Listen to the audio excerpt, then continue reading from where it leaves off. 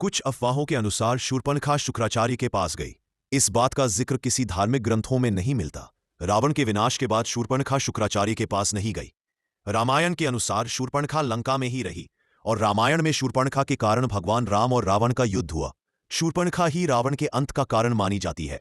शूर्पणखा से जुड़ी कई ऐसी बातें हैं जिसके बारे में लोग बेहद कम जानते हैं, जैसे कि शूर्पणखा ने रावण को श्राप क्यों दिया। शूर्पणखा सूप जैसी नाखून होने के कारण उसका नाम शूर्पणखा पड़ा।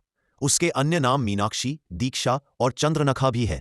शूर्पणखा आसुरी विद्या में माहिर थी, कोई भी रूप धारण कर सकती थी। शूर्पणखा का विवाह और रावण को श्राप। शूर्पणखा का विवाह कालका के बेटे दानवराज विद्याविह्वा के साथ हुआ था। शूर्पणखा का पति दानवराज विद्याविह्वा विष्णु भक्त था। रावण को जब यह पता चला तो क्रोध में उसने दानवराज विद्याविह्वा को भी मार डाला। अपने पति की मृत्यु से शूर्पणखा तिलमिला उठी थी।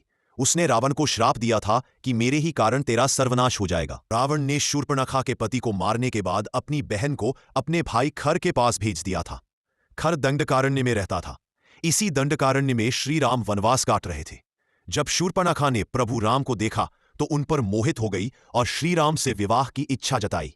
राम ने खुद को विवाहित बता दिया तो वो लक्ष्मण के पास गई। लक्ष्मण ने न केवल उसके प्रस्ताव को ठुकरा दिया बल्कि शूर्पणखा की नाक भी काट दी। उसके बाद ही शूर्पणखा रावण के पास गई और उन्हें माता सीता की सुंदरता का बखान कर उनके अपहरण के लिए उकसाया। शूर्पणखा का अंत वाल्मीकि रामायण में शूर्पणखा का रावण के वध के बाद कोई उल्लेख नहीं मिलता है, लेकिन बाद की कथा परंपराओं के अनुसार वह लंका में ही रहती थी। जब विभीषण लंका के राजा बने तब भी शूर्पणखा वहीं थी।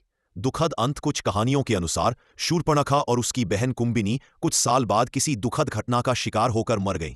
शुक्राचार्य से संबंध। शूर्पणखा का शुक्राचार्य से कोई सीधा संबंध या उनका मार्गदर्शन लेने की कोई कथा रामायण में नहीं है। शुक्राचार्य रावण के गुरु थे, लेकिन उनका शूर्पणखा के जीवन या मृत्यु से कोई संबंध नहीं बताया गया है।